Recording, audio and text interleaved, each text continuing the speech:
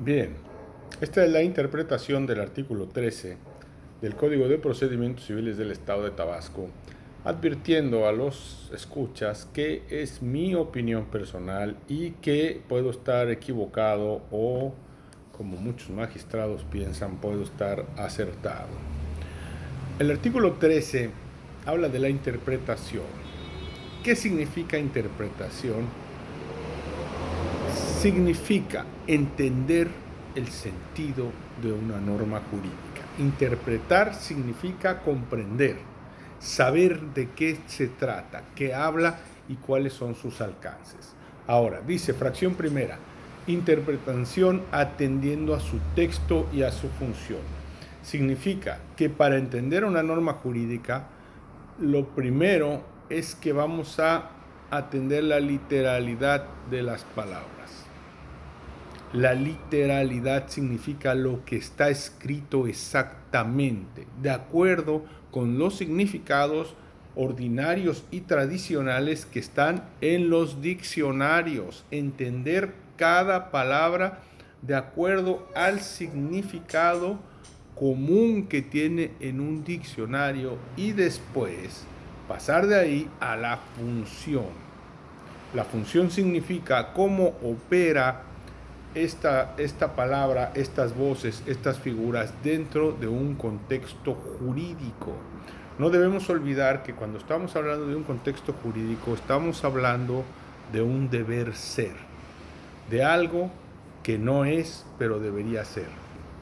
Ahora bien, dice la fracción primera, debe de tenerse en cuenta que la finalidad del proceso es declarar, asegurar y realizar los derechos de los justiciables. Es decir, en el momento de interpretar la norma, el juez no debe de perder de vista que el objetivo final es conceder administración de justicia a quienes comparecen a su juzgado.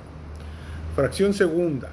La norma deberá entenderse de manera que contribuya a alcanzar una pronta, completa e imparcial administración de justicia, lo que significa que el juez debe de aplicar las normas de manera funcional para que la administración de justicia no sea lenta, no sea retardataria y que por los efectos del retraso se convierta en sí misma en violatoria de garantías o de derechos humanos, como ahora se llaman. Antes eran garantías, así me lo enseñaron, ahora se llaman derechos humanos.